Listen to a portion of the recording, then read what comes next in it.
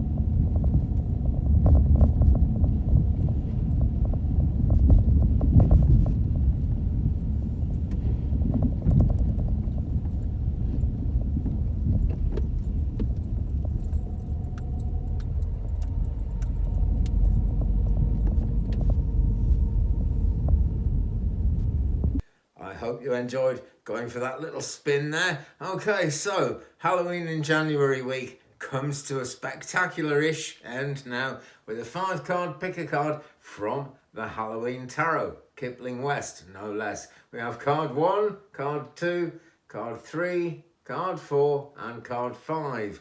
So which one are you drawn to, eh? Take a look at those. Let your inner psychic come out and do the work. Your inner psychic is it's very good, much better than most people give themselves credit for, to be quite honest.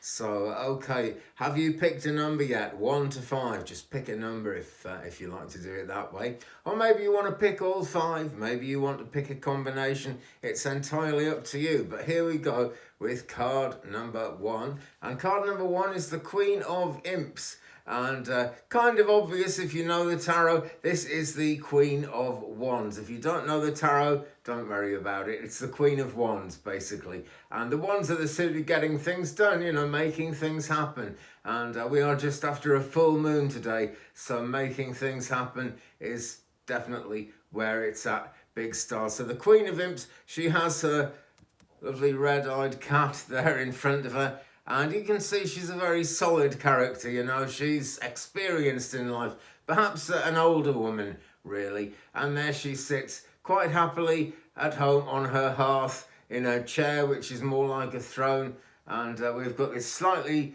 impious kind of character here holding up a sunflower, just kind of showing, you know, the sun influence in a lot of ways, good for getting things done. That's a nice additional meaning to this one. And all these different wacky decks that we have are made for a reason, you know. There's always some purpose behind spirit coming in and inspiring someone to create a new deck.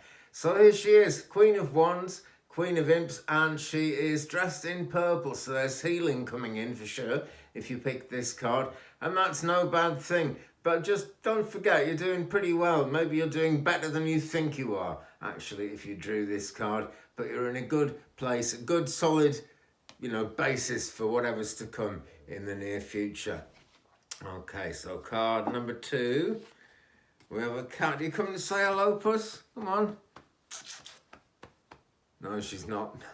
Oh dear. Middle-aged cats, what are you going to do about it? Right, next one, 6 of Ghosts. And this really is the 6 of Cups, if we're honest. You know, that's what this card represents, but it's been taken over by the ghosts in honour of Halloween in January week, which we're doing at the moment. And Grandmother Moon is smiling down on this. We've got this churchy building in the background showing, you know, there's ghosts and then there's the whole churchy thing. And churches can be pretty spooky, let's face it. I think they're all full of ghosts anyway.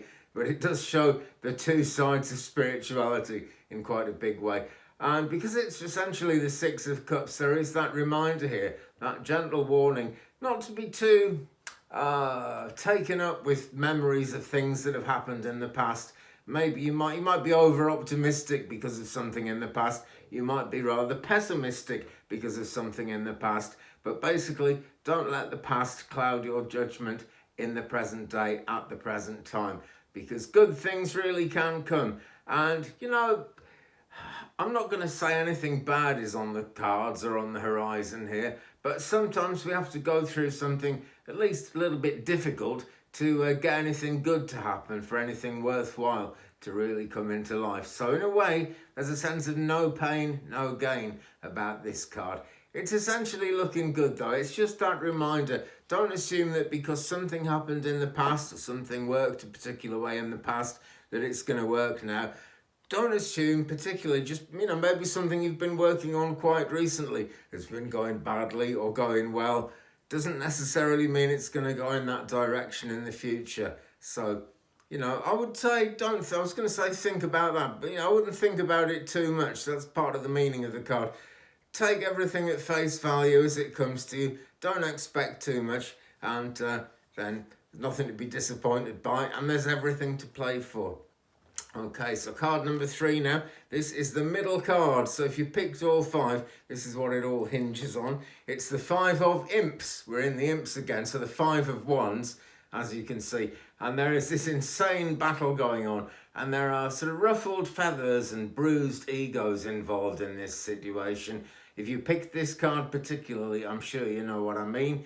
If you just picked all 5 and this one happens to have come up, look around in your life and think about where could this be happening. If it's nowhere at all, nowhere to be seen, then it's going to come up pretty soon. And it doesn't mean that you're involved in this battle. This is just something that is happening around you, as the card shows it. The moon is looking down, looking rather concerned. Good old grandmother moon, despairing of our crazy worldly desire to have a fight about anything and everything, which does seem to be the nature of life, doesn't it? But they are imps. They're just behaving like imps. You know, so if you've got this going on around you, you can afford to be reasonably dismissive about it, to say the very least. Card 4 now, moving on into the future. Oh, number 10 from the major arcana, and it is the Wheel of Fortune. Wow, and there he is on the wheel spinning. Where it stops, nobody knows. Now, if you drew this card in particular, things, the wheel is going to stop at some point. Doesn't mean life's going to stop, not at all. But the craziness that you're going through at the moment, or that's going on around you, maybe in that 5 of Wands card, actually, the craziness is going to stop it. And nothing really comes to a halt because of this. It's just the spinning stops, and then you can get on with things. Then you can think more and more about actually making things happen. But remember, you never know where you're going to end up, and I think that would be a good theme for this reading. I might put it in the title if I can remember to. Okay, so we come to our outcome card, the last card in this 5-card spread, and it's the Queen of Pumpkins. In fact, the Queen of Pentacles. So this is very, very auspicious if you picked this one.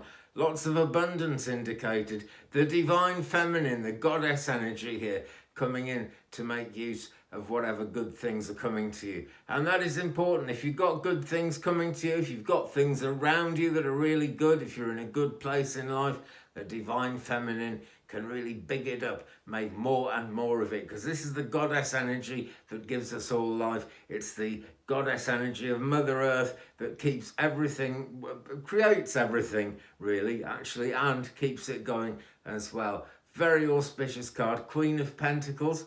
And that, my friends, brings us to the end of this reading. I hope you enjoyed the drive. If you skip to the reading, go back and watch the drive. I think it's nice. I would say that, wouldn't I? But, I live here because I love going on those drives. I really do. In the meanwhile, please leave me a comment. Let me know which cards you picked. It's always good. It helps our spirit guides stay together and maybe zero in a bit more to one another. Drop a thumbs up on this if you've enjoyed it. Why not hit the subscribe button? Makes a world of difference. And thanks again, friends. I'll see you again in a future video. Love and light, blessings and peace.